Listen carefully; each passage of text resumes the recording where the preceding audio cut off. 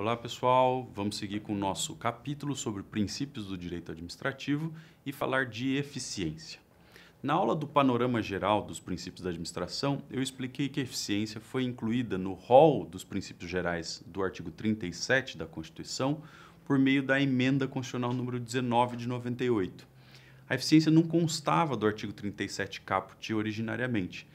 Com a reforma da administração pública, porém, foi editada a emenda 19 de 98 e o princípio foi ali inserido. A questão que se coloca agora é como nós devemos interpretar a eficiência. Eu, particularmente, do ponto de vista doutrinário, dou à eficiência 3 conteúdos básicos. Em primeiro lugar, nós podemos falar de eficiência em sentido estrito, como racionalidade. Em segundo lugar, nós vamos falar de eficiência como efetividade. E, em terceiro lugar, vamos falar de eficiência como economicidade. Vamos começar pela eficiência em sentido estrito, ou a eficiência como racionalidade.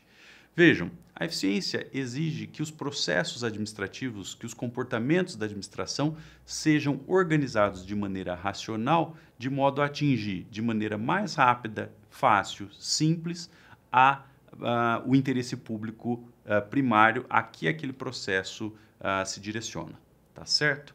Então vejam que racionalidade indica essa objetividade na organização das ações administrativas, dos processos para se atingir o interesse público.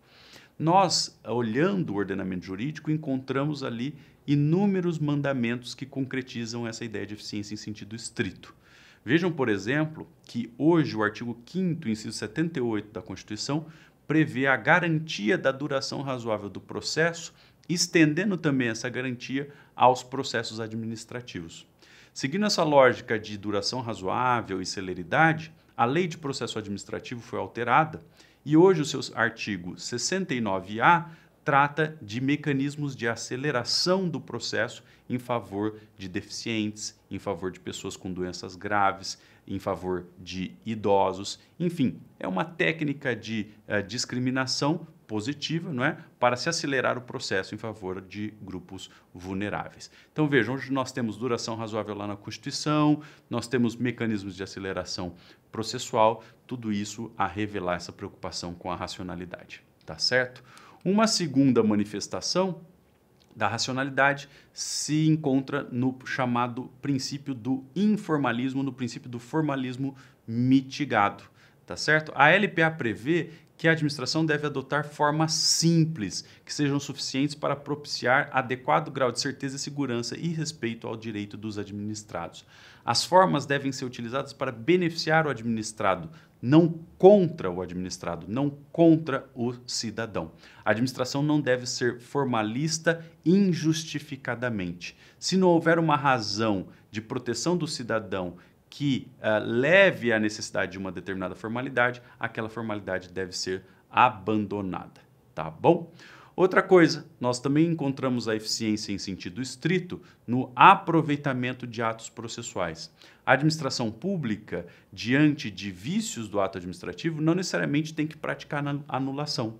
Antes de chegar a uma anulação, antes de extinguir um ato administrativo por anulação, a administração precisa verificar se aqueles vícios são danosos. A administração precisa verificar se aqueles vícios não podem ser convalidados, ou melhor, se eles não podem ser suprimidos de modo a se manter o ato, não é? A administração precisa verificar se não é possível uma anulação parcial.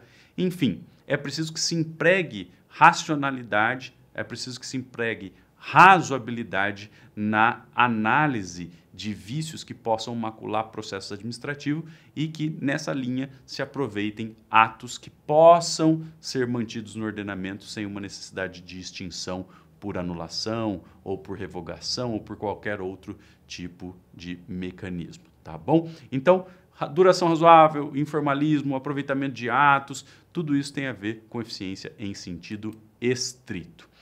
A segunda face da eficiência é a eficiência como efetividade.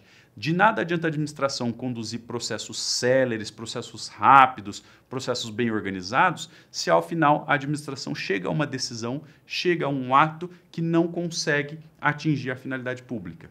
É preciso que a decisão final que o ato sejam efetivos, sejam capazes de atingir a finalidade pública, provocando os efeitos práticos esperados na realidade, tá bom? No ordenamento jurídico, nós também temos várias manifestações da eficiência como efetividade.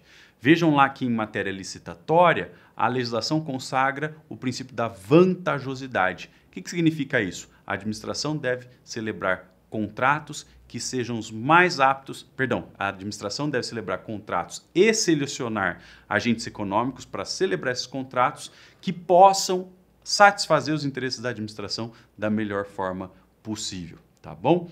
Vejam, outra expressão da efetividade se encontra na possibilidade da administração revisar sanções administrativas que não se mostrem adequadas para a satisfação do interesse público. Esse mecanismo da revisão de sanções se encontra, por exemplo, na Lei de Processo Administrativo, no Estatuto dos Servidores Civis da União e alguns outros diplomas. Outro exemplo de efetividade aparece na consagração do dever de planejamento em várias áreas de atuação da administração pública.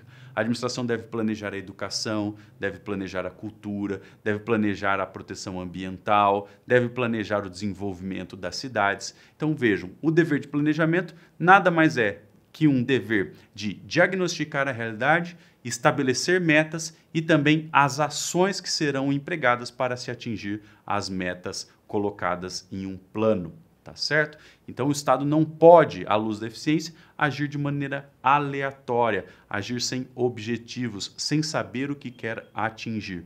O planejamento, portanto, é uma decorrência natural do princípio constitucional da eficiência, entendida como efetividade. Eu coloquei aí mais alguns exemplos mais recentes. Vejam lá que nessa linha de planejamento, a LINDB hoje exige que as decisões administrativas venham acompanhadas de uma análise das suas consequências. Esse consequencialismo que foi consagrado com a LINDB nada mais é que uma versão do dever de planejamento. E também um outro exemplo mais novo da Lei Geral das Agências Reguladoras, que obriga as agências, na edição de atos normativos, a preparar estudos de impacto regulatório, também para verificar como é que aqueles atos normativos vão atingir a realidade. A terceira faceta do princípio constitucional da eficiência é a chamada economicidade. Vejam, a administração ela deve agir para maximizar os resultados obtidos com o emprego daqueles recursos que ela extrai principalmente da população. O Estado custa muito caro para a população. No Brasil, supõe-se que todas as pessoas deixem aproximadamente 1/3 de tudo que elas geram por ano para sustentar o Estado. Então vejam, naturalmente, isso gera para o Estado uma grande responsabilidade de gastar bem esses recursos. E economicidade exige, portanto, essa maximização de resultados, não é, pelos recursos obtidos. Economicidade não significa, porém, contratar pelo preço mais baixo, gastar o mínimo possível. Não é isso. A ideia central de economicidade não é essa. A ideia de economicidade é obter o melhor custo-benefício. Vamos pensar, do que adianta a administração, não é, gastar R$1 milhão para construir uma ponte que dura 10 anos, se ela poderia gastar R$2 milhões para construir uma ponte que dura 50 anos. A administração, no segundo exemplo, ela dobra o custo da ponte, mas essa ponte vai durar 5 vezes mais. Que ponte é mais vantajosa? Naturalmente, a ponte mais cara que durará 50 anos.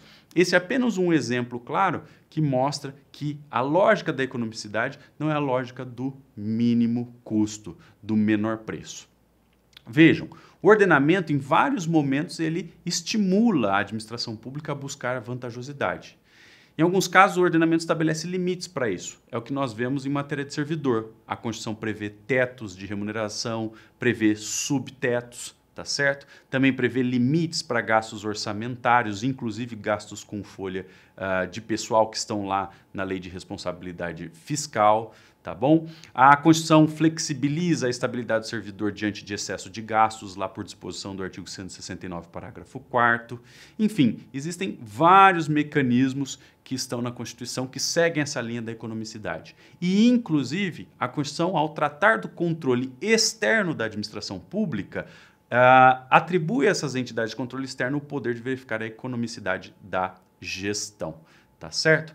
Agora vejam, eu disse que a economicidade significa melhor relação de custo-benefício, o maior resultado pelo emprego do recurso, não é? Na prática, porém, nem sempre a legislação permite que o administrador faça isso. É muito importante ter em mente essa informação. Há situações em que o administrador público é forçado a agir pela lógica do menor custo, do menor preço, do menor dispêndio, tá certo? Vejam, se vocês pegarem a lei de licitações em muitos momentos obriga o administrador a contratar pelo menor preço, sem fazer considerações sobre durabilidade, sem fazer considerações sobre qualidade, enfim, sobre a relação de custo-benefício do investimento. É por isso que em muitos países, hoje, já não se fala apenas de uma lógica de contratação por preço. Muitos países, como os países da União Europeia, passaram a adotar também a possibilidade de se fazer contratação utilizando-se um critério de análise de custo, tá certo? Ou melhor, dos custos do ciclo de vida de um produto ou de um serviço, tá certo? Então, com isso, nós encerramos essa análise rápida aqui das 3 facetas do princípio constitucional da eficiência e, como sempre, deixo para vocês algumas obras que tratam dessa matéria. Aí um livro do Flávio Garcia Cabral sobre o conteúdo jurídico da eficiência, o Flávio lá do Mato Grosso do Sul. Uma obra de referência também é do professor Emerson Gabardo, da Federal do Paraná, e um artigo muito interessante do professor Paulo Modesto, lá da Federal da Bahia, que trata dessas facetas da eficiência. Tá certo? Um grande abraço.